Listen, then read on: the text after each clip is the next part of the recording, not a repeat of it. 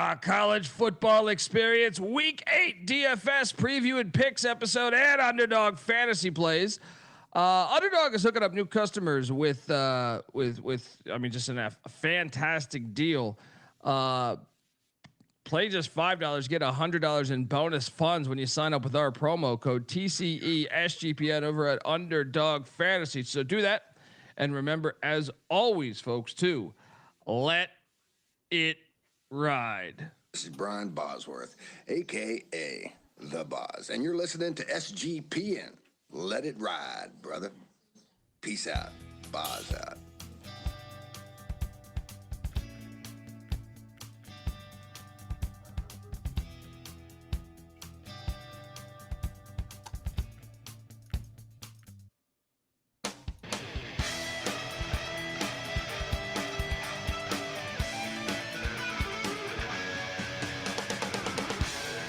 Yes, yes, yes. Woo! Welcome to the college football experience, week 8 DFS preview and picks and Underdog fantasy plays.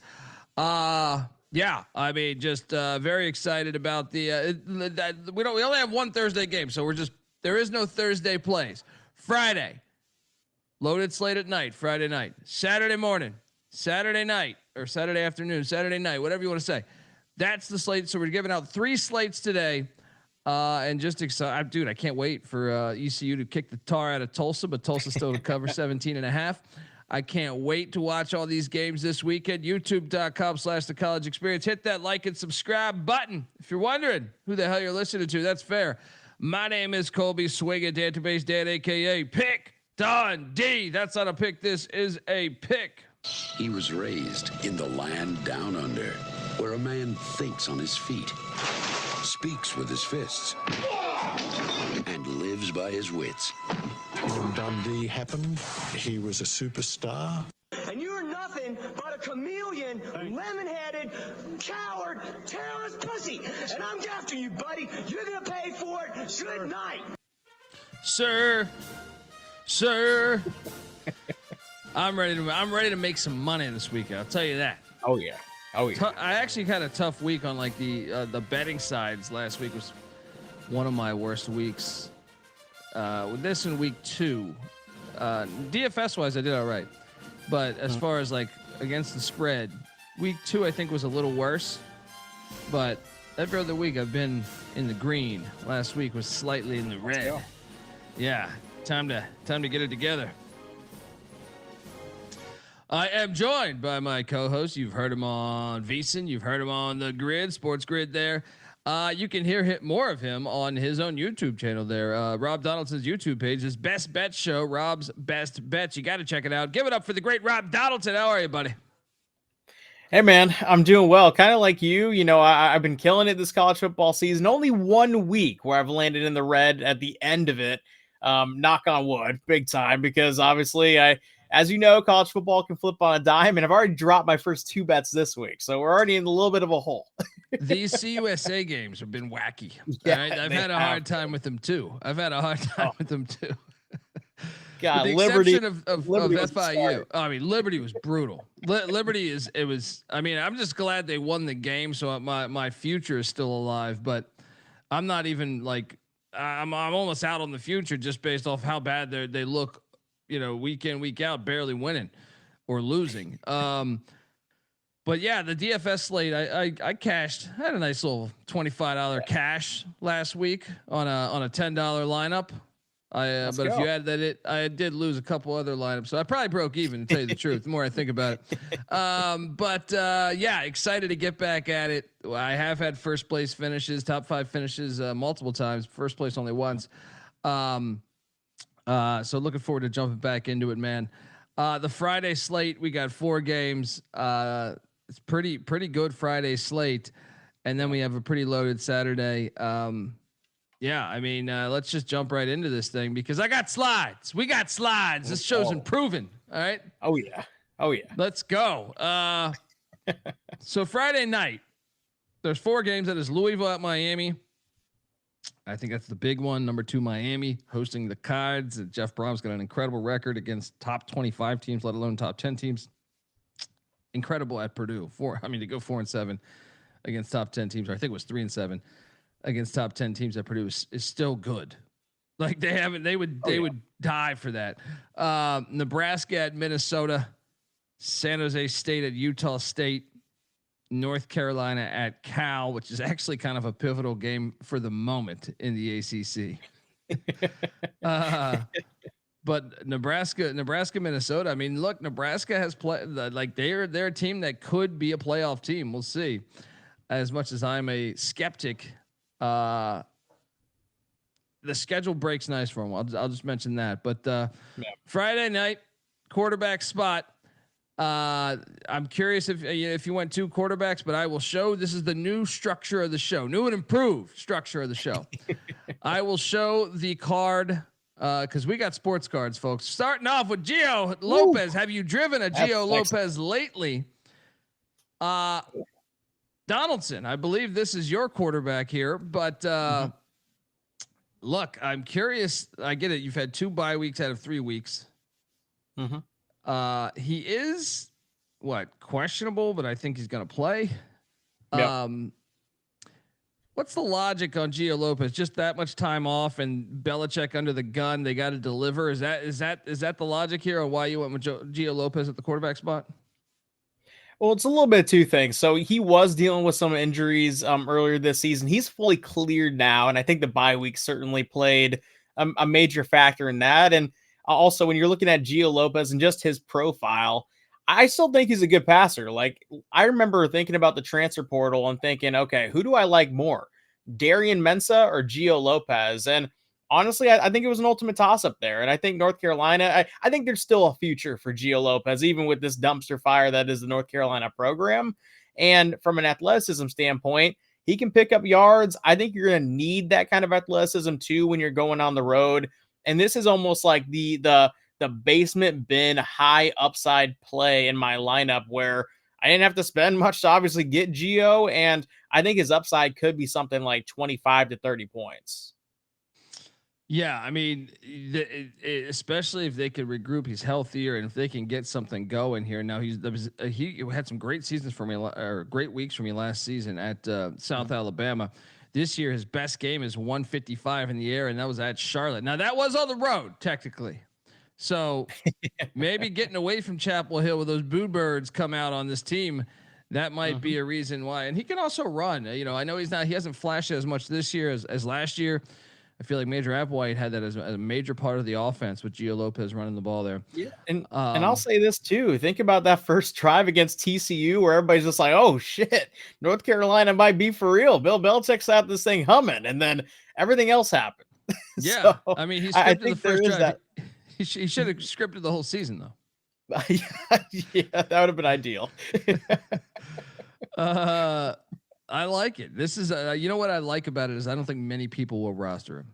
So right. I think you could really hit on that if he just has a decent game and knowing his capabilities as a rusher and a passer, maybe he could. I went with a pig farmer. You know, Friday night we got Utah State hosting San Jose State. One of the things that has really burned me this year with my San Jose State ticket to win the Mountain West, and also I even have one to make the playoffs. That one is the toilet paper.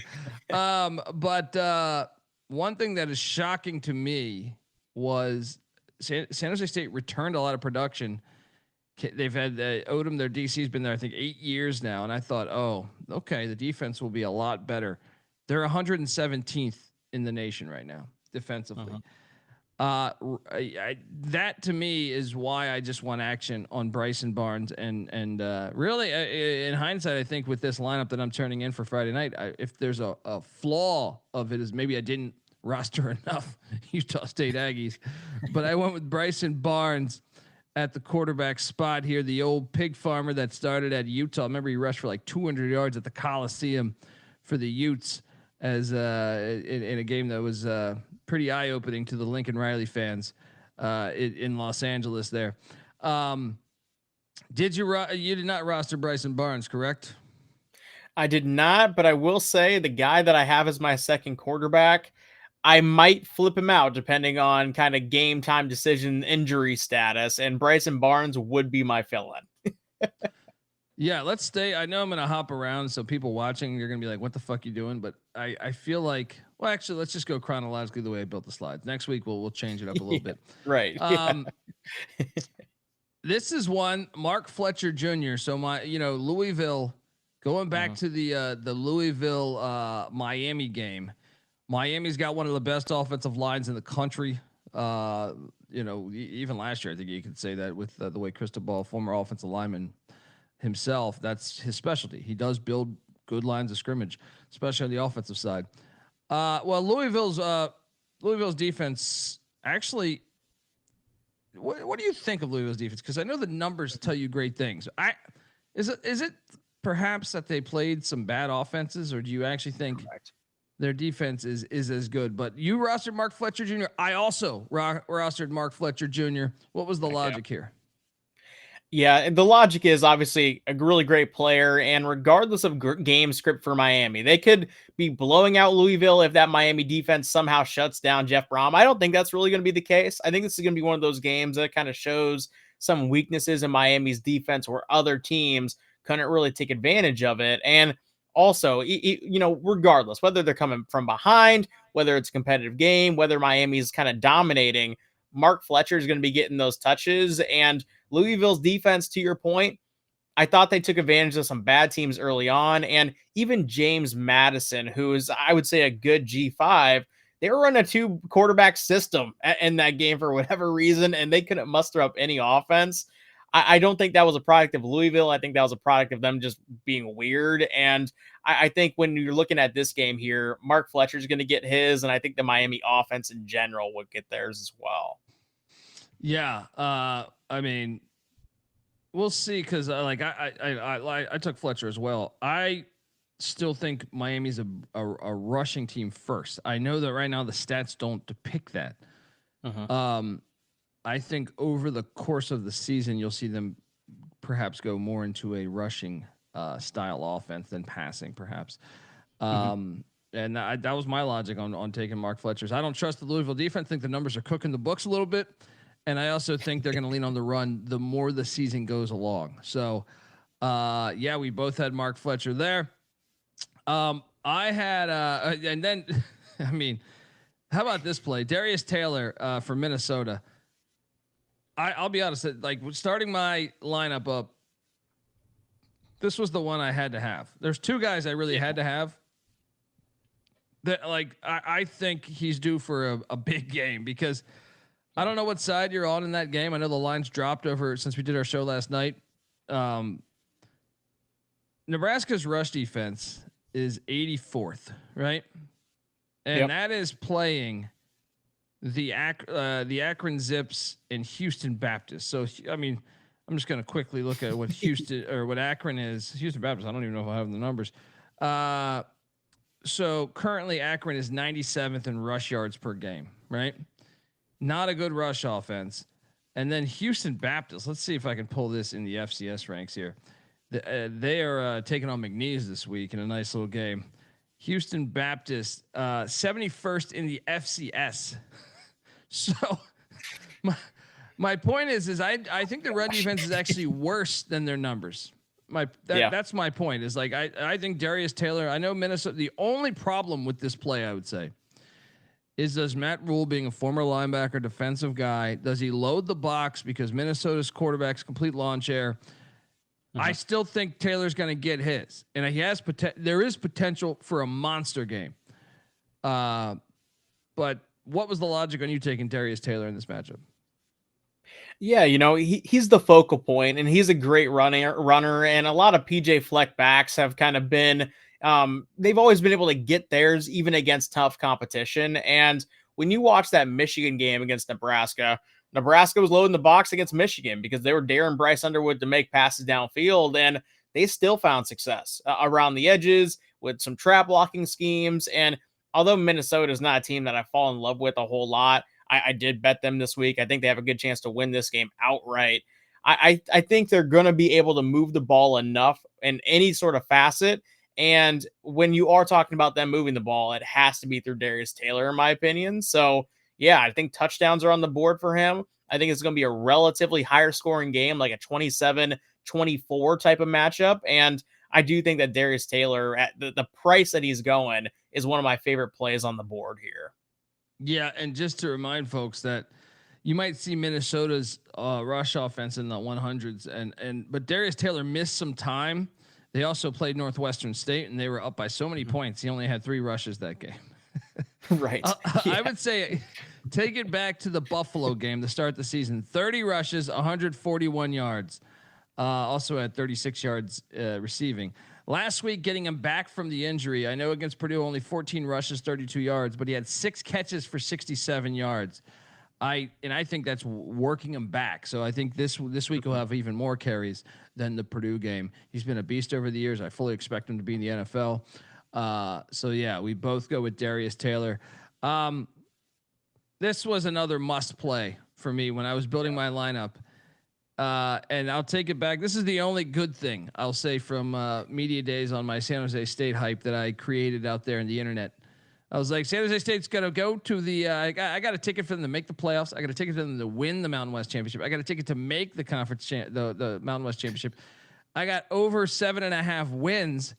All of it looking very, very sketchy right now, as I basically need San Jose State to win out, by the way, to hit the over on that.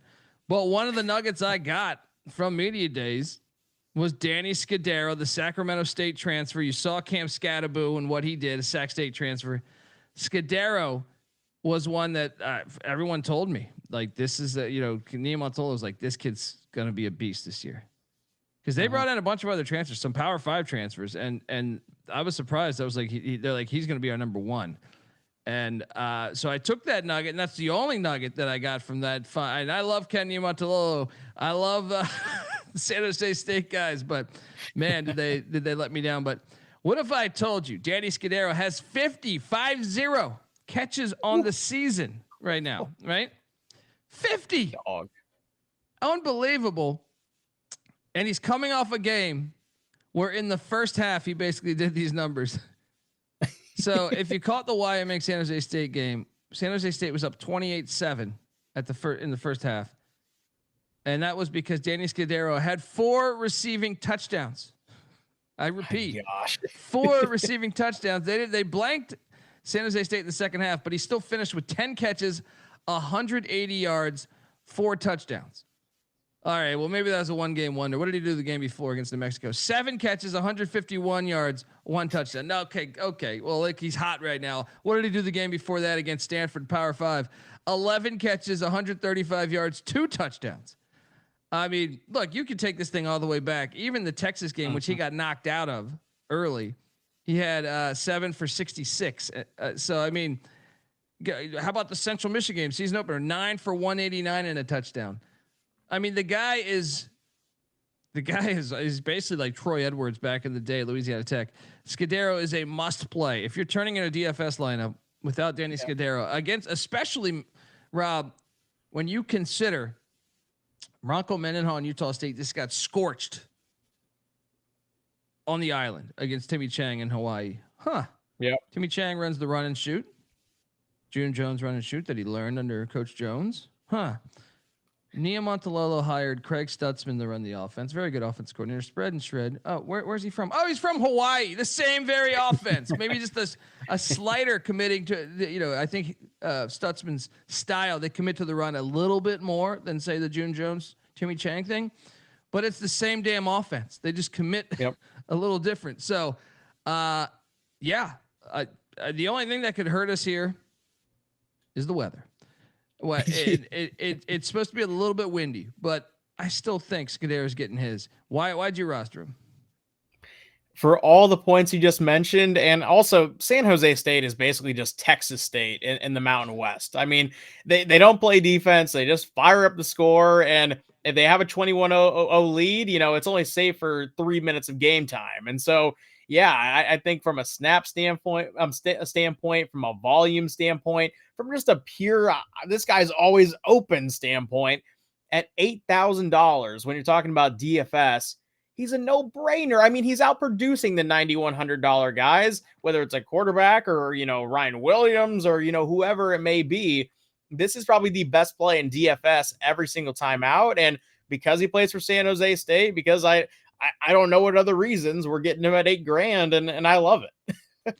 Yeah. I'm going to get a little crazy on this prediction here, but I'm just comparing the numbers here.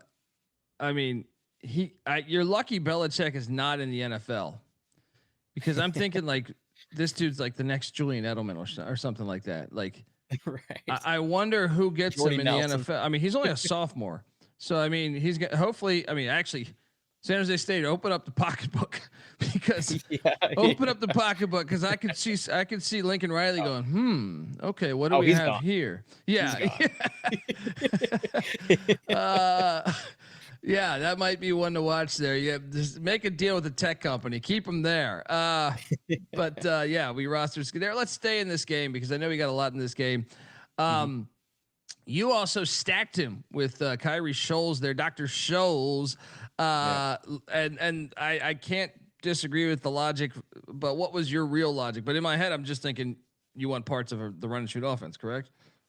I mean, yeah, in large part, that's what it comes down to. And at the same time, when you're looking at Kyrie Scholes in particular, the target share is consistent week by week. Like, he is getting his, whether it's in terms of volume or in terms of actual production on the field. And although Scudero is kind of that intermediate short route killer, this is the guy that they use in that screen package situation and also a really big deep ball threat. And so hopefully this is kind of one of his more deep ball games rather than catching, the quick screen, hoping it gets, a first down on 3rd and 8. And ultimately, I think to your point, when you look at Utah State and just that defensive back core that we just saw struggle against Hawaii, I think San Jose State, no matter what, is going to put up numbers in this game. It's just a matter of kind of if, one, Walker, you get plays, and if so, do I potentially switch out Scholes for somebody else on the board there? Yeah, it's funny we mentioned this. Shout out to Nick in the chat. Nick does play-by-play for San Jose State. Scudero's questionable, so we should monitor the situation, but he says if not, watch out for Matthew Coleman if he doesn't play. Matthew Coleman, 11 catches on the season, would be filling in for him. He was also out for a couple games, I believe. Matthew Coleman, that is. Something to pay attention to, but that might make the Scholes play even better when you think about it. Exactly. Yeah. Right. I mean, you can't get enough of a team that's going to commit to airing it out nonstop. Like, you should be loading up on wideouts, which is why I am loading up on their tight end, Jackson Cannon. I'm not sure if that's how you pronounce it or not, but look, this is a guy that I feel like as the season's gone along, with the exception of the Texas game, but he's doing pretty solid. He's good for about 4 or 5 catches a game. You look back the Central Michigan game, 5 for 33. Last week, 4 for 32. He had against Stanford, 5 for 79. He has yet to hit pay dirt. This is it. Yep. I like it. Pay dirt here. So loading up on offensive players in this game. With the San Jose State spread and shred offense. Shout out to Nick once again for the intel. Jumping around now, you still have the quarterback that's going to be perhaps, and I believe he's questionable too, right? Nick, what's the status on Walker Eaget, who's been on this very show, by the way, not the DFS show, but the college football experience? Because this guy, yes, it's a wise play because short of the Texas game, I mean, what he did to Stanford is still being talked about by Frank Wright, I'm sure, because Walker Eaget threw for 473 yards and 3 touchdowns against Stanford last week. 295, 4 touchdowns, 0 interceptions, but he stopped. See, the first couple of weeks, the Central Michigan game, he actually looked terrible. Threw a couple really bad interceptions. They probably would have won the game if he had not thrown those interceptions. One of them was in the end zone. Just a terrible read. But really, the past 3 weeks, he's played kind of mistake-free football, interception-wise, and that's why it's very logical to play Walker Eaget here at the quarterback spot. I fully expect him to have a big game. What other reasons were you loading up on Eaget? Yeah, he's somebody that really reminds me of like Will Greer when he was playing at West Virginia, because it's definitely a gunslinger approach. You have to kind of live with the mistakes that he makes, because he makes your team better at the net end side of the everything going on. And yeah, it is questionable that, all of a sudden he just showed up on the injury report. It just kind of came out of nowhere. It's being listed as like an undisclosed thing, and hopefully it's just something that passes by. But if he doesn't play, like I said, I'll go with Bryson Barnes. But I think Walker Eget and the Scudero comparison, or kind of coupling on DFS when you have these shorter slates, is always a no-brainer, and I'm gonna have him in my lineup until I can't. Yeah, I think if you're San Jose State, the way you lost the game last week, if you came into this season thinking we are Mountain West championship contenders, well, guess what? You lost last week. You blew a 21-point lead, right? You have to have this one to me. You have to have this one. So, in fairness, the offense has played up to a Mountain West caliber, championship caliber, but the other side of the ball has not. Yeah. I mean, they just got to get this game. The schedule break's incredibly nice for them. Mm-hmm. But I will say this, you're looking at San Jose State, some of the teams you thought might have been easier games, like Hawaii. I mean, I thought Hawaii would still be a bowl team, but I didn't think they'd be this good. And how about San Diego State and Fresno? Those look way better than what I thought they would be thus far. So those games later in the year for San Jose State, going to be hard to get to the championship game, I think. All right, next up on Friday night, Jordan Shipp going back to that game in Berkeley. You rostered Jordan Shipp, the wide receiver for the North Carolina Tar Heels. They haven't been a prolific passing offense, but you're stacking them with Lopez. I do like that angle. Right now, Carolina 120th out of 136 in pass offense, but 2 weeks off, 2 bye weeks out of the last 3 weeks, and the only game they played was against the stout Clemson defense. Your thoughts on Jordan Shipp and why you rostered him? Yeah, I think this is an ultimate buy low on the passing attack for UNC. And Jordan Shipp is a guy that has kind of been steadily producing where, the quarterback situation has been murky. They haven't really been in a lot of games. And so you have to wonder about like motivation when everything starts to go wrong. But now with Gio Lopez coming back in the frame, and with him being the number one kind of recipient of that target share, I think that Jordan Shipp is one of those guys who could get actually, that 100-yard mark. And also when you're talking about Jordan Shipp in that target share standpoint, only 2 touchdowns in the season, no touchdowns the last 2 games. I think if there is going to be a passing touchdown in this game, like I think there will be, he's one of the dudes who I think is going to be one of the guys who gets them. And so, yeah, I loaded up on him because you're only getting a $3,400 price tag for good reason. This offense has been terrible, but I think if there's a buy low, it has to be right here. Yeah. I mean, that's why your lineup could really hit. Is like all you need is I think San Jose is going to get theirs, but I'm saying like if Carolina hits, you're going to be looking fucking smooth sailing. Folks, look, I want to hit you with the rest of the Friday night action, but before I do that, I want to let you know that the College Football Experience DFS show for Week 8 in Underdog Fantasy Plays is brought to you by Underdog Fantasy. Surprise, surprise. Look, Underdog's a great place to play fantasy pick'em where you can win up to 500 times the amount of money you enter. Simply pick higher or lower in your favorite player's stats. They're available for a ton of different sports as well. I was playing some on CFL for the Canadian Thanksgiving on Monday. Underdog's got a brand new offer for new customers. Play just $5, get $100 in bonus funds when you sign up with our promo code TCESGPN. So do that. And by the way, I will give out an Underdog fantasy play for the loyal folks out there. One that I will take you to. I've kind of hinted at this already, so one side of this won't be as shocking, I think, as but Darius Taylor, higher than 64.5 rushing yards against the Nebraska Cornhuskers at home there at Huntington Bank Stadium. I think he's going to get more carries this week than last week. I think he's going to look more like that Week 1 Darius Taylor we saw. So I will take the higher on that. I will also take the higher on Miller Moss, 1.5 passing touchdowns. My thing is, yes, Miami looks fantastic, but Louisville likes to pass the ball. So they got really good wideouts that I think could actually challenge Miami's defensive backs. So I'll take the higher on 1.5 passing yards with Miller Moss. You got anything you like on the Underdog slate, man?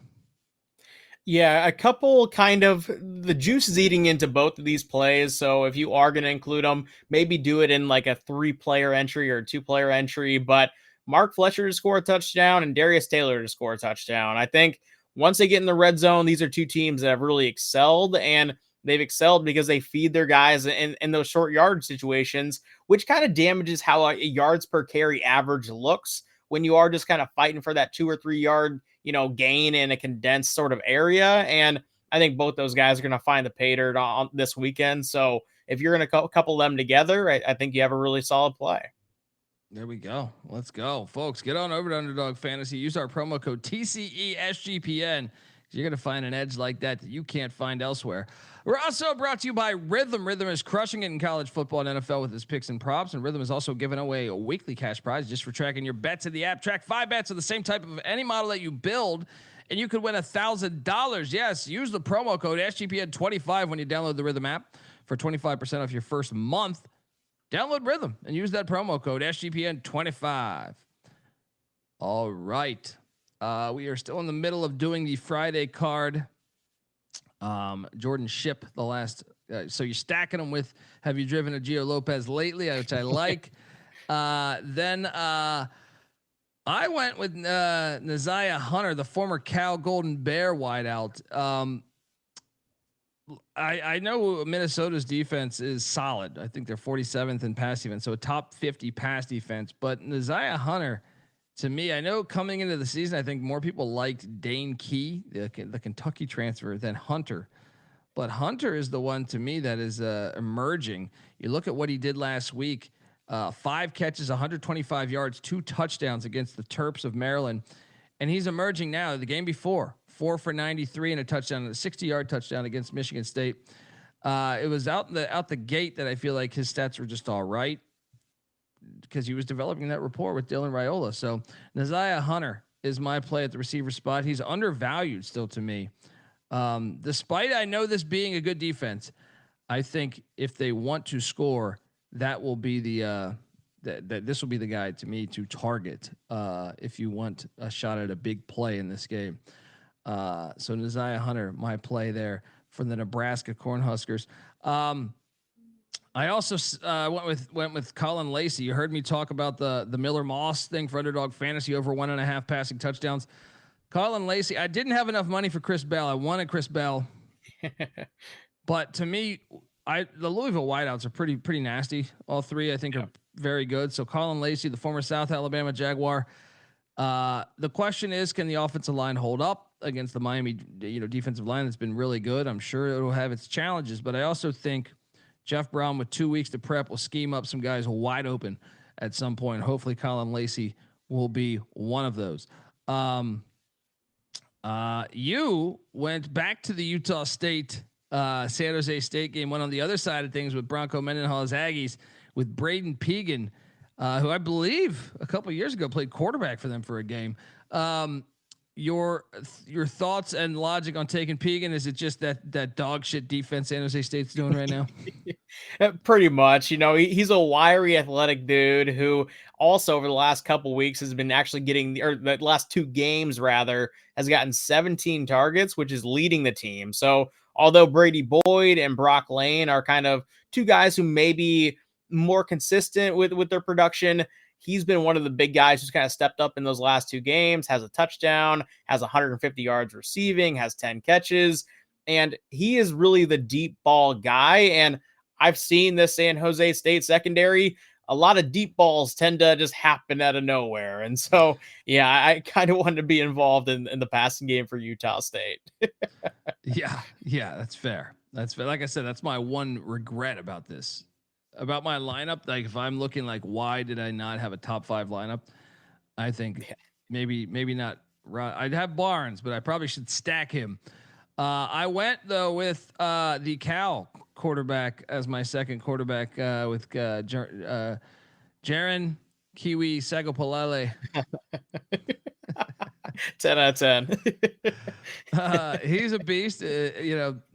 Ron Rivera's been adamant they're going to be able to bring him back next year. We'll see. Because this guy looks like a top 10 draft pick, just as a true freshman.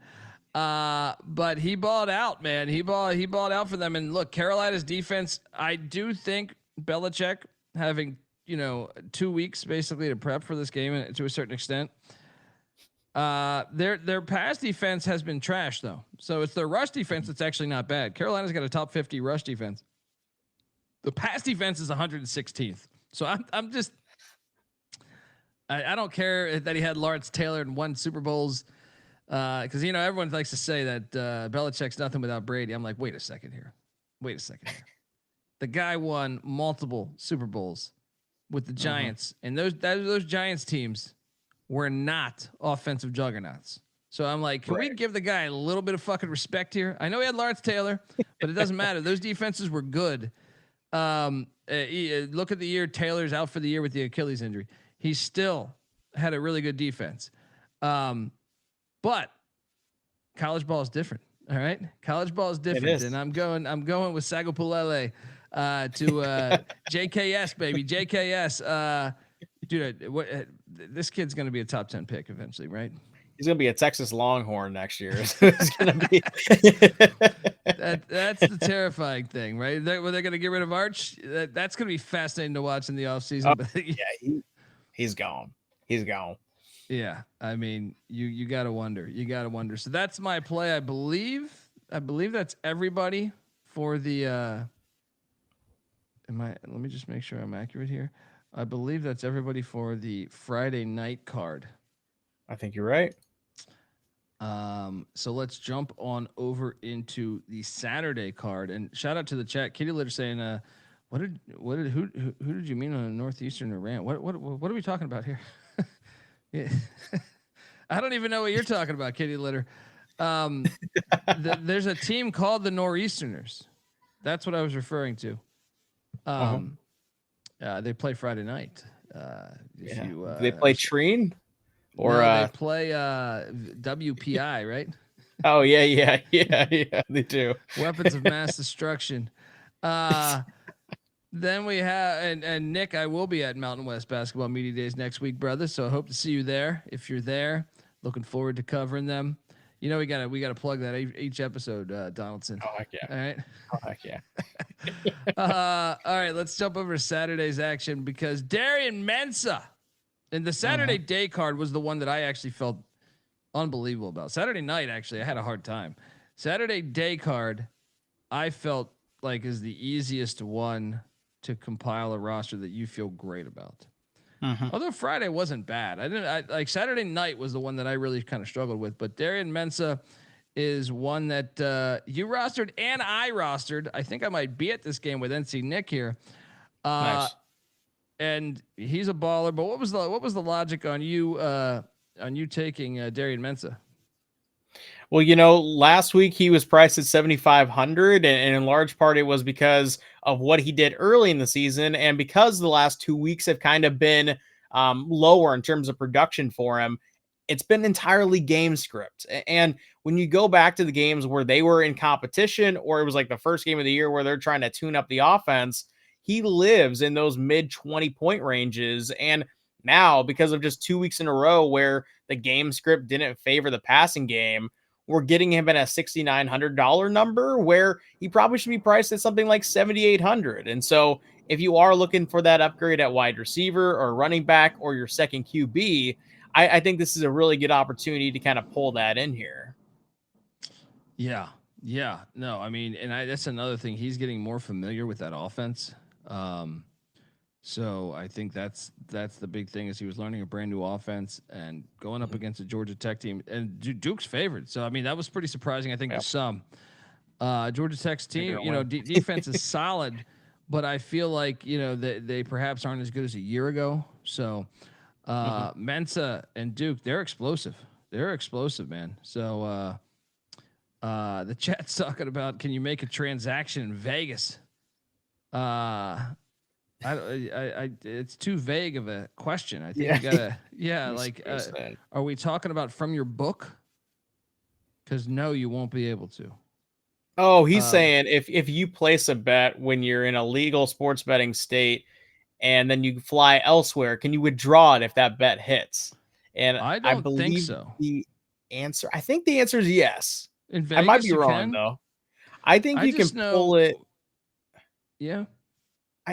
I don't know for sure. I think you can pull it anywhere. I would just customer service question that. I just remember like playing. Well, man, it might be different based on DFS. I just know with DFS, I've hit but you can't even like get to the screen to see if you know what I mean. Like in Vegas, you can't even get to the screen to see that what your roster is doing or anything. So like, but it might be different if you're talking just your sports book, because that's what I think he's saying with Indiana. Actually, so last week I was in Texas on the weekend, and I was able to actually monitor on DraftKings, even though it's not sports legal down there. Sports betting's not legal. I was able to check my lineup on DraftKings. So if that's what you're referencing, I think you can actually view the winnings, because I got like an extra 20 in my account from that. Okay. Well, yeah, and that's another thing is these things change by year. So it's like if I'm quoting something from 3 years ago, I mean, shit changes. So I think maybe you'll be all right then, but you're also going to Vegas. So why not just bet it in Vegas? Live it up. Yeah. Are you not going to be in Vegas on Saturday? Is that you just a 24-hour thing? Goddamn indecent proposal here.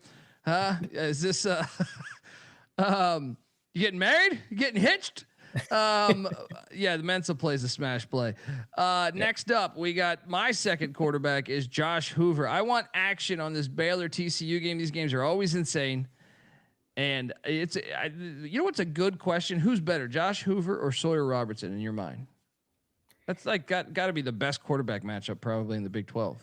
I think Josh Hoover, and I actually don't think it's that close. Like, yeah, they're both kind of stubby white guys who are almost like point guard passers, but I think Josh Hoover adds a little bit of an extra element, and he's more consistent as a passer. So yeah, I think Josh Hoover is just the better player. Well, because my logic was Baylor's defense I don't trust. TCU's I think is much better. So I'm like, give me something fading, and so Hoover was the play for me. He was cheaper than Robertson, so that one's a part of the logic there. Well, I was surprised that he was cheaper because I know Robertson's had some monster numbers, so maybe that's the reason why. But I just thought Baylor's defense much worse than TCU's. So Josh Hoover was my play there for the Saturday day slate. Excited to watch that game. Next up, we have Mike Washington Jr., who you loaded up on here for the Arkansas Razorbacks, part of Road Rash's first home game. You know what I'm excited about is Bobby Petrino's first time coaching Arkansas in like a decade as the head coach in Fayetteville. I mean, I know last week he was the coach. So I remember he got a standing O in basketball a year ago. He got a standing O just showing up to the game. The fans want him. And another thing is they haven't played Texas A&M on campus but one time since the 90s, which is fucking insane. Remember they were playing at Jerry's World. I'm on it's always kind of a wacky crazy game. I'm on the Razorbacks and the points there too, but what's the logic on Mike Washington Jr.? Yeah, I think Arkansas ends up winning this game, and in large part, when you're watching how Florida found their success, it was on RPOs and through the running game last week. And although A&M gets after the quarterback, Florida was kind of in a scenario where they were trailing the entire game, and Texas A&M just kind of teed off on the edge and basically pinned their ears back, abandoned running lanes, and said, all right, let's just get these stacks and get these strip sacks. Well, I think Bobby Petrino is going to look at that film and be like, all right, let's just run it where there aren't. If they're going to abandon running lanes, let's hit the running lanes. And Mike Washington is a really dynamic back. And I really do think if Arkansas is going to win this game, the focal point is going to be the rushing attack with Taylor Green and Mike Washington rather than these downfield bombs that I don't necessarily know if they're going to work necessarily against this A&M defense. Yeah, A&M's holding SEC offenses to 2 of 36 on 3rd and 4th down. Yeah, 2 of 36. Got to get ahead of the chains. Yeah, but to be fair, they haven't played an SEC team on the road, so this place is going to burn down just because the fact that they haven't played A&M in Fayetteville in forever. So, kind of like the play because I'm on these Razorbacks as well. Next up, in that same game though, I'm going to the other side because we know. We know the A&M situation with, gosh, why am I drawing a blank on their starting running back who's injured? Le'Veon Moss. Yes, Le'Veon Moss. I mean, from one 5-star to another. Yeah. I'm not, dude, you can make an argument that Owens is as good as Moss. I know Moss starts, so I mean, I think Moss would probably be better by a tiny bit, but I'm saying that you don't miss much when Moss goes out and you see Owens run the ball.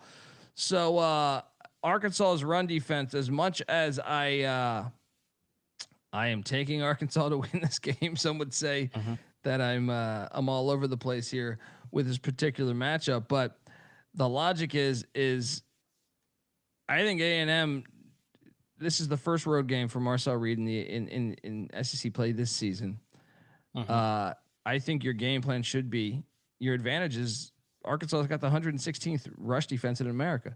So you have an awesome offensive line. Reuben Owens will rush for over 100 yards this game. Write it. All right. But yes. And by the way, the over is appealing a little bit at 60.5 in this game. Next up, my slide will work. Kavorian Barnes, Dr. Kavorian Barnes. I rostered him as well. Stacked him with Josh Hoover. Baylor's defense is fucking trash. I know you rostered him. What was the logic here? I mean, when he's healthy, he's a focal point of this offense. And whether it's as a pass catcher or an efficient runner outside the tackles and between the tackles, he's been able to get his in some tough situations. And so, yeah, looking at this weekend against a Baylor defense that, should be good if you think Dave Aranda is a good defensive coordinator, which I don't know anymore what he's doing. But I think TCU's offense is going to hum, and I think it's going to be really led by a guy who's only getting priced at 4,900 right now. So yeah, he was a no-brainer for my running back spot. Look, you see Belichick in that photo watching as he blows by the defense. I was in the crowd right back there behind Belichick. Me and NC Nick just saying, good Lord. Fun spectacle on the sideline. I'm with you though, man. You can't get enough offensive players. If anything, I might even need to get some Baylor players, but I loaded up on the TCU side of things. I did also, because I loaded up and spent up on some of these TCU guys, I look for some bargain bins, and I think this guy will be a first or second round draft pick in the NFL draft next year. That is Vanderbilt tight end Eli Stowers, New Mexico State transfer. Him and Diego Pavia go way back there. The logic is this. I thought the last time they stepped on the field against Alabama, not only did Diego Pavia play a bad game for his standards, I think. Yeah. I think Eli Stowers did too. I think he had multiple drops that game, and I think this is a guy we know is his security blanket. So you look at what he's done, his game log against Bama, just 3 for 22, and I think he had multiple drops that game. But go back to the game prior, right? 6 for 68. The game prior to that, 5 for 73. He had a 4 for 86 before that. Against Virginia Tech, he only had 4 for 29, but he had a touchdown in that game. I think they're a little ticked off, and I think they're going to be able to, especially with LSU. I actually think that's the weakness. LSU's defense is very good. So I think, where can you take advantage of the LSU defense? I think it's Eli Stowers in the tight end position there. So, load up on these doors. Next up, you in this game went with Cedric Alexander, who is a home run fucking threat, by the way. Oh yeah, this guy is. They didn't have a guy like this a couple years ago. This guy, he's coming off a 4 rush for 76 yards and a touchdown. Obviously, he had like a 60-yarder or something in that game, but he also had 3 for 22 and a receiving touchdown that game as well. And I remember the Virginia Tech game. I was like, who the fuck is this? 10 for 73, 2 touchdowns. He also had that touchdown out of the backfield as well. So Cedric Alexander, I like the play. Are you at all nervous, though, that LSU's defense first off, they need to commit to running the ball more to him? How do you only rush him 4 times in that Bama game? Yeah, and I think a lot of it's game script, and so he was involved, in the passing game a little bit more, and had a receiving touchdown, had actually 5 targets in the receiving game despite only 3 catches, and yeah, to your point, I think at some point, the touchdowns he's putting up, the efficiency as a runner, the efficiency as a passer, it's unignorable, right? Like, you need to give him the ball. And especially coming off a game where you only scored 14 points, it was your lowest offensive output of the season, and you have a bye week in between, it does kind of feel like this is gearing up for a big time breakout for Cedric Alexander. Look, I'm on Vandy, so I could totally see it. LSU's offense, they're injured. So I think Vandy will have opportunities to score, despite LSU's defense being the best part of their team, I feel like. So I like it. Cedric Alexander there. Next up, Bryant Wesco. This is a play you did here at the wide receiver spot for the Clemson Tigers as they are taking on SMU. Excited to watch the rematch of the ACC championship there. Tell me your logic on is Clemson fixed? Are they fixed in terms of, like, are they going to compete for a national title again? Probably not, just because they already dug themselves such a massive hole. But I think we're going to see some really good offense the rest of the way from Clemson. And I think it starts with Cade Klubnik. I think it starts with a guy like a Bryant Wesco.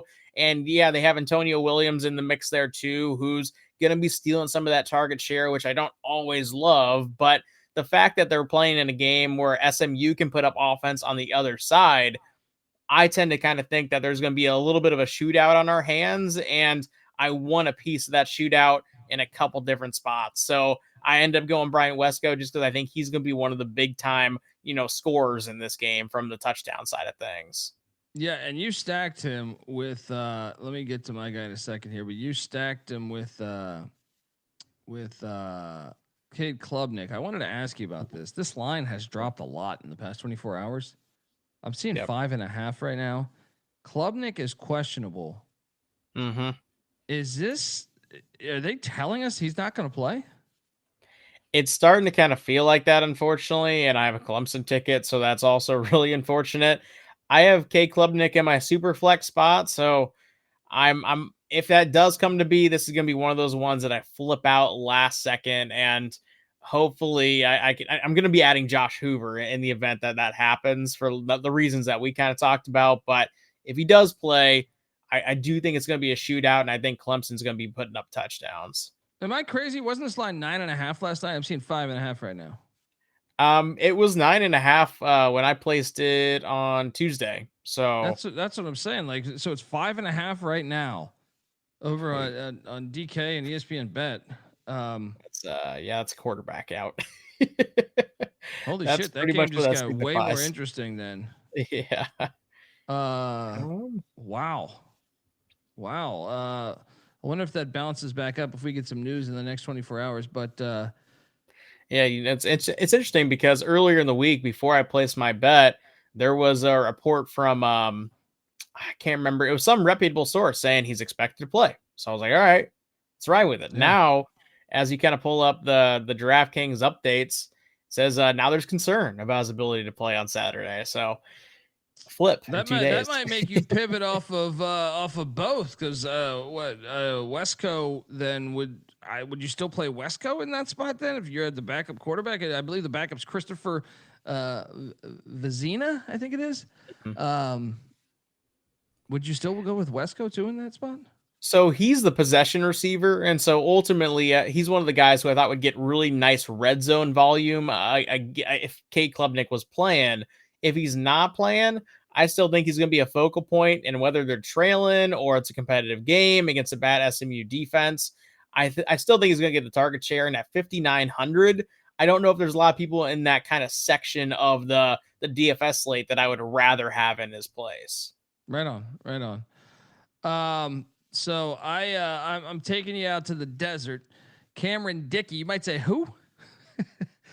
Well, you might remember Joyner, the running back from USC that transferred in, is out for the year preseason. Cameron Dickey is a guy that is really emerging. Did you see what this guy did against Kansas? 21 rushes, 263 yards, 2 touchdowns, 3 catches out of the backfield as well. They go back to the game before, he had a 69-yard touchdown out of the backfield in that game where he almost rushed for 100 yards. He had 98 yards.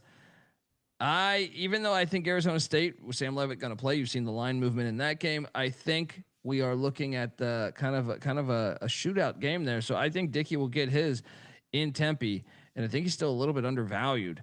I know he splits time with Jacoby Williams, but I think Dickey's emerging as someone that is kind of their home run threat on the offense there. So Cameron Dickey at the running back spot is who I went with there. Receiver wise, I also went with Carnell Tate. A little bit concerned about the game script here. I know we were debating this last night. There's blood in the water at Wisconsin. Luke Fickell, a former, not only a former player at Ohio State, former coach at Ohio State. Remember, he was the interim when the Urban Meyer shit went down. Man. Am I going to get burned on this play because they're going to go conservative against their boy and not not run it up? I think when you have Jeremiah Smith and Carnell Tate and you're Wisconsin, who just got bludgeoned by Iowa, you are going to be sitting on everything, which just means that you're dropping back and letting everything happen underneath you to, chill out on the scoring, chill out on the time. Maybe you get that kind of random turnover because Julian Sands pushing the ball downfield. I don't think that aids for like good fantasy production from wide receivers. It's more so going to be like tight ends, running backs, and those underneath threats, which Carnell Tate's kind of the opposite. Yeah. I don't know. I was thinking about that. I was like, he's very good, and I was like, gosh, he's so good. About this. That's the one game that's a little weird. But you went with Cooper Barkate there, stacking him with Mensa. I like that. I like that logic. What's his price? Maybe I'll switch over to him. What was the logic there? Yeah, double-digit target share in multiple games this season. He's the clear focal point of the offense because Keyshawn Brown, who's kind of the other wide receiver in the fold, he's the gadgety end-around type of guy. He's the punt returner. He's the speedy sort of slot receiver that you throw in there and gets it done on those gimmicky or setup manufactured type plays. Cooper Barkate's actually very similar, in my opinion, to Scudero from San Jose State, where he's a lengthy, middle-sized kind of receiver who gets a bunch of targets, gets a bunch of plays downfield in that intermediate patterns, and over the last just 3 games, 4 touchdowns. And so if you're talking about a potentially competitive game where I think Duke wins here, they're going to be going to the focal point. They're going to have to score with him because I don't know where else that would come from other than maybe like Darian Mensa's legs. Yeah. And that offense though has gotten explosive, but yeah, I just think they're going to score points. So like that play there, that might even be better than my Carnell Tate play. I might have to reassess. Did you go with your boy / guy that I've rostered a lot, Eric McAllister, as TCU? I loaded up Hoover, Dr. Kavorian Barnes, and Eric McAllister. 1 cheese pizza just for me. I mean, dude, this is a 200-yard performance we're going to see on Saturday, right? Oh, this Baylor defense is so trash. And I don't know how, again, Dave Aranda, defensive guru who just doesn't play defense. And yeah, I think Eric McAllister is going to be a dog on Saturday. Yeah. Smash play there as well.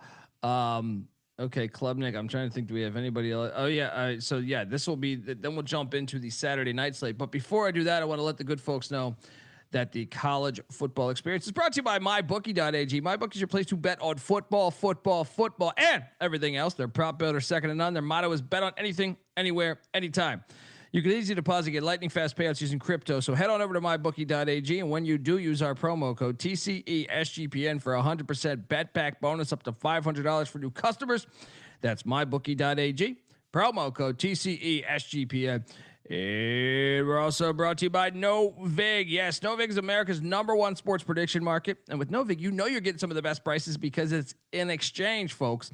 Novig's available in 35 different states. Download the Novig app and get $50 when you spend $5 if you use our promo code. That is SGPN. So get in on the action with Novig, promo code SGPN. All right, so the Saturday night card was a little bit all over the place for me, which is why you're going to see me not start with quarterback. I did not roster the quarterback for Pitt, the stud freshman that just hit on the money line for me against Florida State. But I am confident. I took Syracuse in the points in that game. Didn't bet it, but picking every game. I took the Qs and the points. But I still think Pitt's going to get their yardage. And Kenny Johnson for Pitt. To me, I want a part of this Pitt offense. The quarterback, what's my guy's name? The freshman. He is super. He's the number one quarterback priced at night for the night slate, which kind of blew me away. Because I thought they would be still a little bit late, but he must be so good that they're like, we sometimes they're a little late on these adjustments, but Mason Heitschel, my apologies, took me it's hard. That's a hard name to remember. He's who I'm referring to. He is balling out in this offense.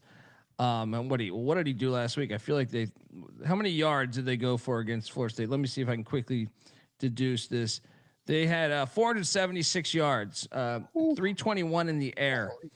So yeah, sign me up for Kenny Johnson, the wide receiver for Pitt. You might see him stacked with another guy from Pitt in a second here, but that was one that caught my eye. I think he's a little undervalued. Jeremy Bernard is a receiver that you went with, and guess what? You know me, I roster Jeremy Bernard every week.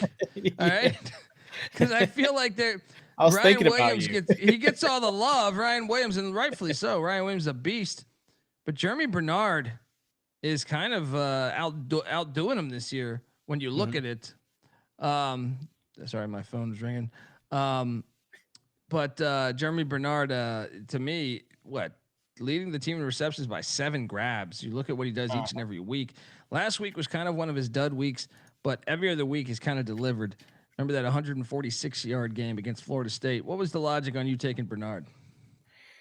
Well, a lot of what you just said, I mean, he's out targeting or getting more targets rather than Ryan Williams over the last 3 games. And I think part of it's game script, but also part of it is this Alabama passing attack is kind of weird. Like Ty Simpson is doing great, but there's so many targets or so many weapons rather that I feel like Ryan Williams is getting buried just based on expectations versus what's really happening. And obviously he's going to draw the number one, the focal point of the coverage is going to be centered around Ryan Williams, but he's also just running go routes and deep posts. Like maybe that changes this week. Maybe we get burned, but until it does, a guy like a Jeremy Bernard at $5,900, he's the number one wide receiver when you're talking about the target share and just the involvement. Yeah, I really want that number one receiver against the Tennessee defense that last year, great. This year, terrible. And I think there's a couple SEC defenses with that big branding that defensively just haven't lived up to it this season. Yeah, no, I'm on Alabama heavy in that game too. I rostered Bernard as well, so we both are in agreement here. You also rostered Ryan Davis, the receiver for the Utah Utes. We have the Holy War going on Saturday night in LaVell Edwards Stadium. Talk to me about this play, because this was creative, I will say. Yeah, and Ryan Davis, when you're talking about, and I harp on this because I think it's a great way to kind of focus on fantasy production, but when you're looking at target share over his just last 4 games, I'm just going to read them off to you: 12, 12, 7, and then 3, which was kind of a product of a game script where they were just running up the score on Arizona State last week. And so from that standpoint, and also he caught all 3 of his targets last week too for 68 yards. So he still got his even in that blowout. And eventually I think BYU is going to get got. Last week, they struggled against Arizona in terms of kind of that passing attack approach.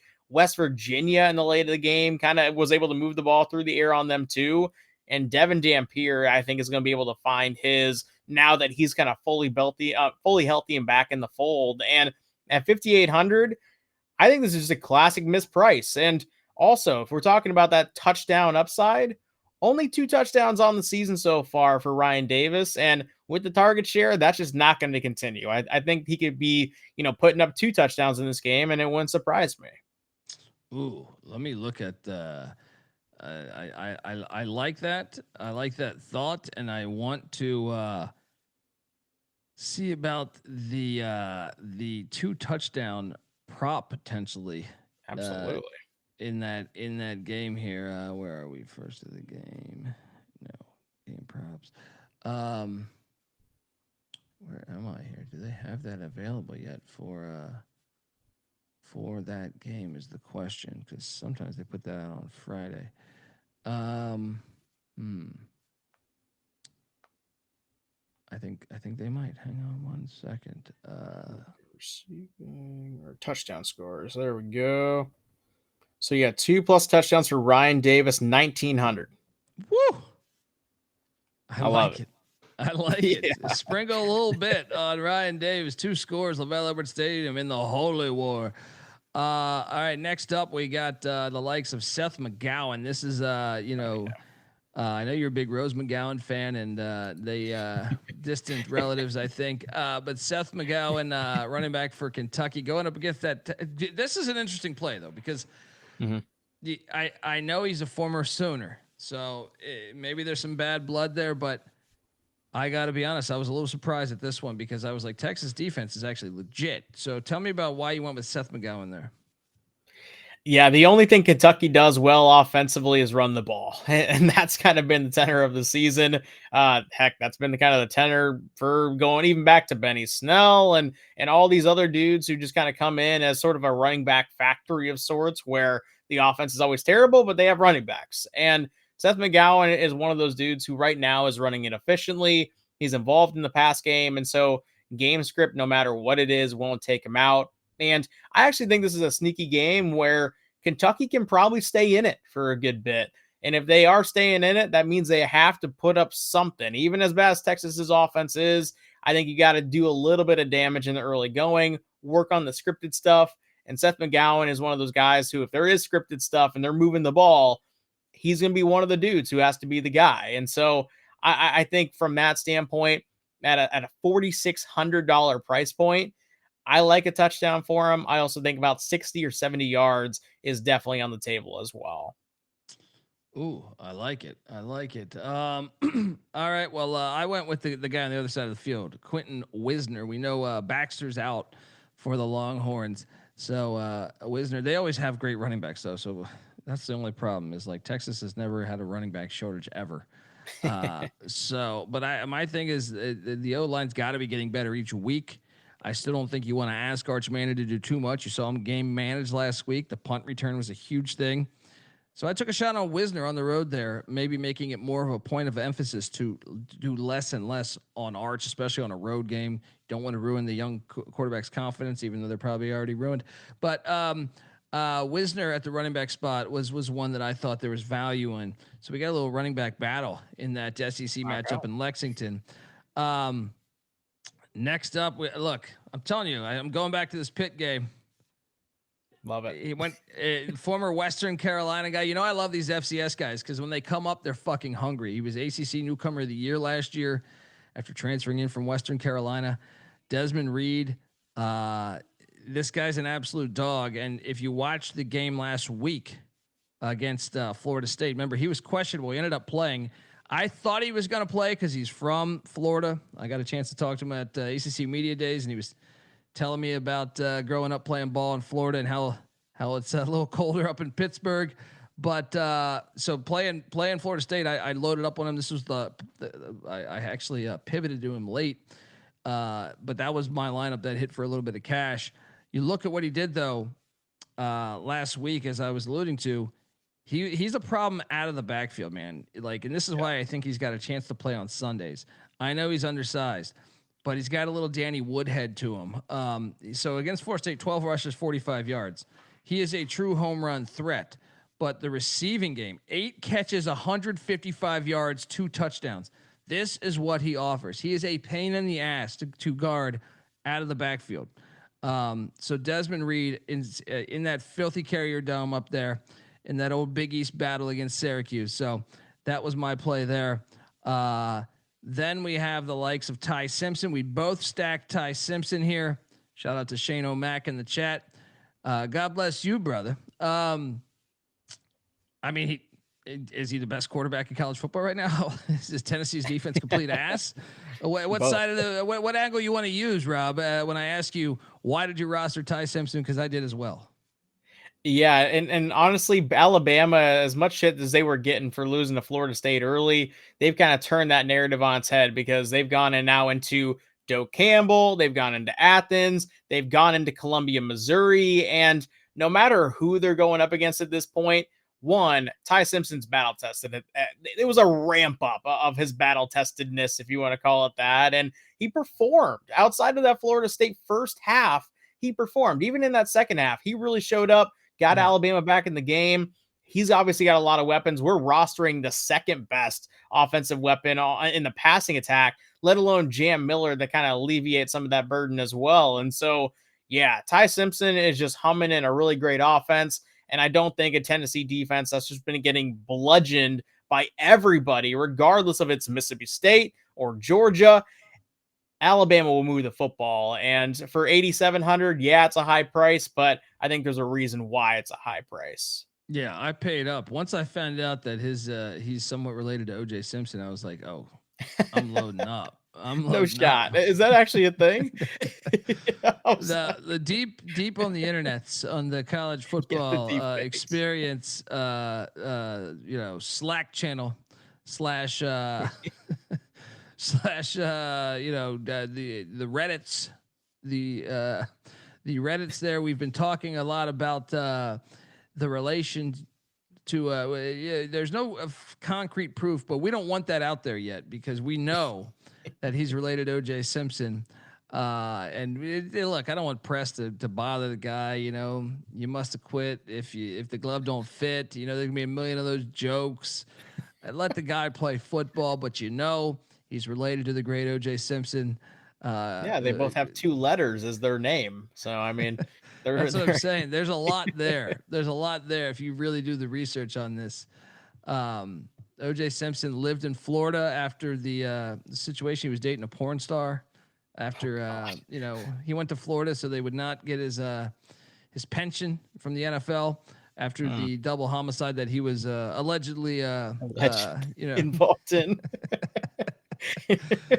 Load up on anybody with Simpson blood.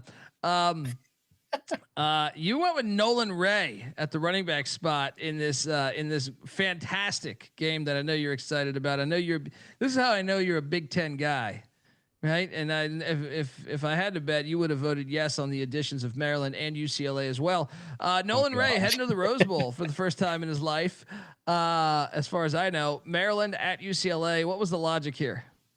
Well, one, this game is fucking gross. And there's nothing that I hate more than Maryland football. Just aesthetically, it doesn't make sense. It doesn't look like it's actually happening. And UCLA, they don't fill up the stadium. It's a weird Big Ten edition. Everything's wrong with this game. But I will say, if UCLA is going to take a step back, which I think they're going to, because this is kind of a weird little, Superman stretch or Jeremy Lin stretch that they're going on right now. I think it's going to come down to the Maryland running attack and also just that dual threat of Malik Washington and Nolan Ray moving the football in the intermediate and short patterns. And Nolan Ray is a big recipient out of the passing game. He's also an efficient runner. And again, we kind of saw what Penn State and we have a different outlook on Penn State now offensively, just because they've shit the bed, and we kind of know that game's out for the year. Yeah. And that second half that they put against UCLA, like they were doing numbers against that UCLA defense. I think a lot of things are skewed from that rushing standpoint, and so I did go ahead and buy in on Nolan Ray here. This is a smart play because if this hits, this is kind of like your UNC play on Friday night. I don't think a lot of people targeting the Terps offense, let alone the Terps in general. I went in that same game with Max, Max favorite human being. You show Mac a World War II documentary, and you start talking about the Nazis. I'm sure he'll somehow get it back to Nico. Say what you want about the guy. He wanted more money, whatever the fuck. He's still a young kid, so I'm not going to shit on the guy too much. And he's played a lot better the past couple of weeks ever since they went to Jerry Neuheisel. He's undervalued a little bit, in my opinion. Mm-hmm. I know they didn't run him as much last week. I'm hoping they run him again. But, he threw 3 touchdowns, 180 yards, only 8 incompletions last week. It's not killing it, but I mean, 3 touchdowns is nice, but I'm saying the yardage isn't killing it, and also they didn't run him. But go back to game before, they ran him for over 100 yards. So I think Nico will be back running the ball some there at the Rose Bowl. So that's who I loaded up with in my sec. So him and Ty Simpson were my QBs here.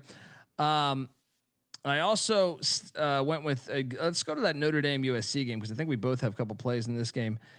Yeah. This is a guy that me and you played him last week. I played him the week before. I know that Notre Dame's offense is actually, I would say it's like the best Notre Dame offense in a long fucking time that I can recall. Last week he only did 4 for 49, but game script might have had a little to do with it as they were destroying the pussy pack of NC State.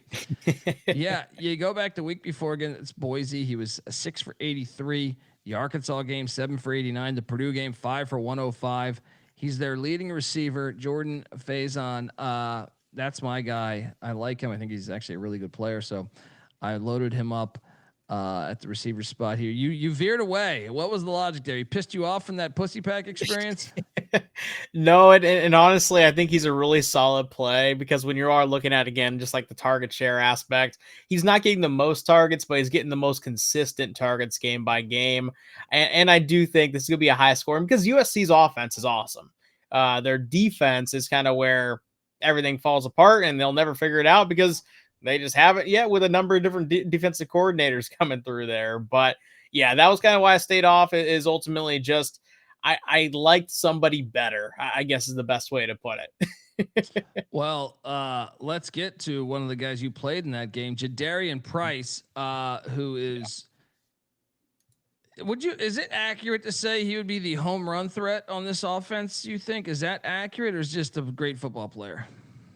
I wouldn't call him really the home run threat. I think he's just he's been the product of being the number 2 guy behind a really great offensive line, and he comes in fresh, and so he picks up that really efficient running where it's almost like Marlon Gunn for ECU, where he comes in and it looks like he just falls forward for 7 yards when he's in the game. And Jadarian Price, he's not big in the receiving game, but if you're talking about a high scoring game, well, I want those touchdowns, and not all those touchdowns are going to be from 50 yards out or 30 yards out or even 15 yards out. It's going to be in that red zone territory, and this is the guy that could have multi-touchdowns. He's already done it once this year against Notre Dame. He got 3 touchdowns in that game, and I think it's going to be in line with that where 13 to 15 touches max, but it's going to be a really good scoring opportunity plays, and that's really what I want here. Yeah, no, I mean, he's a beast. The Notre Dame run game is, 2 of the better running backs in the nation. So, yeah. I also in this game. Oh no, I'm sorry. I think I incorrectly put the slides, but here, let me bounce that real quick. In this game, sure. I loaded up on Jacoby Lane. Now, this is a guy that's been a little dinged up. I'm surprised his numbers haven't been as good this year. He had 5 for 35 and a touchdown last week. You go back to the Purdue game, he had 3 for 115. I'm hoping, I kind of think this Notre Dame USC game could be a shootout. I know they're saying it could rain. If it rains, then obviously, who knows? But I think USC can move the ball, to your point, even though Notre Dame's defense has played better of late. Chris Ash kind of fixing things. I'm still going to take a shot. I think he's undervalued. I think he's one of the more talented receivers in the nation. Jacoby Lane there for the USC Trojans. Jumping back to the plays you're on here, you stacked your quarterback and wide out here in the Missouri-Auburn game. Jackson Arnold, interesting play because the guy's been all over the fucking place this year. Tell me your logic on taking Jackson Arnold at home against the Mizzou Tigers. Well, I think the biggest suspect point with Missouri comes in the secondary because we've seen them get bludgeoned by Jalen Daniels and also kind of look shaky against Ty Simpson in that Alabama team. Obviously 2 good passing attacks that I don't think we should be docking them really for, but this is their first time hitting the road. How do they respond if Auburn kind of jumps out on them early and Hugh Freeze is coaching for his job? Well, Hugh Freeze is a quarterback's wide receivers guy at his core. He's always had a decent running game, at multiple different stops, but ultimately it comes down just to spreading out the ball, having a number of guys doing damage. And Jackson Arnold also gives you that element of being a rusher where during the goal line last week, I think is the perfect testament of they had a touchdown called back for Jackson Arnold that it was very controversial, I guess is the best way to put it. It was a touchdown. I think everyone who has eyes knows that's a touchdown, but people, I've seen people on the internet can try to convince themselves that it wasn't. It's quite entertaining. He runs the ball well too. He's very athletic. You stacked him with Cam Coleman, who is one of the best wideouts in the nation. I know the stats don't necessarily reflect it, right? But we just know it, right? What was the logic here? I mean, look at the picture you're putting up there and just look at how defined he is. And then that kind of like that 6'2", 6'3" frame. I mean, this is one of those freaky athletic dudes who just is, you look at him and you're like, oh, that's one of the best players of college football. And he is. And from a target standpoint, he gets those targets. And also from a touchdown standpoint, this is where I think the biggest appeal with Cam Coleman is tons of red zone looks, but the offense hasn't been putting up enough touchdowns to really kind of give him that aid. Well, I think against, again, a shaky Missouri secondary and a team that's hitting the road for the first time, they're going to be scoring more touchdowns than just one, the way that they have the past 2 weeks. And last time they scored over 2 touchdowns in a game, we saw him score a touchdown. The game prior to that where they scored more than 2 touchdowns, he was a recipient. Once again, if you're looking for touchdowns in this game, and I think there's going to be quite a few from the Auburn side, there's a good chance that he's one that gets 2 or 3, and it wouldn't really surprise me at all. Yeah. I mean, he's a beast. And I'm on Auburn in that game, pretty heavy. So looking forward to that. All right, those are our lineups, folks. That is our show. We did not have a Thursday card. Remember last week we were doing like a 3-hour show basically because the Thursday card. Folks, give Rob Donaldson a follow on Twitter at RobDFB. Make sure you check out all of his work, his Best Bet show on YouTube. You can hear him frequently on VSiN, Sports Grid, all that good stuff. Our college basketball experience pregame show as well. He often comes. Oh, and yes, you got the A&M hat. You got indoctrinated this weekend. The overalls must be in the drawer over there. But how was it, buddy? Because Kyle, how great is that stadium, by the way? Oh, it's a straight up cult. And I kind of love that it's a cult because it felt like there was chance, there was movement, there was coordination going on. And to get that many people coordinated in one environment is something special. Went to that midnight yell practice is exactly as you would expect, where it's just, it's very, very interesting at midnight on a Friday. I never went to the midnight thing. I got drunk in the town instead. But I can tell you that the game day experience I thought was fantastic. The fans were phenomenal. Oh, yeah. It's college football through and through, even though, yes, it's very cult like Mike Leach, our friend Coach Leach, used to have some very funny remarks about their rituals there. Give Rob a follow at RobDFB on Twitter. I'm on Twitter, TheColbyD, the college football experience on Twitter at TCE on SGPN. Don't forget youtube.com/the college experience. We will be going live with our FCS show either later tonight or tomorrow morning, one of the two. So yeah, buckle up, get ready for that one, and go check out our picks episodes already out. Our weekday previews already out. Tulsa ECU, you want to know about that? We deep dive into that game, so go check that out. Till next time, folks, this is the college football experience, DFS style. You better start thinking about yours. And we out of here.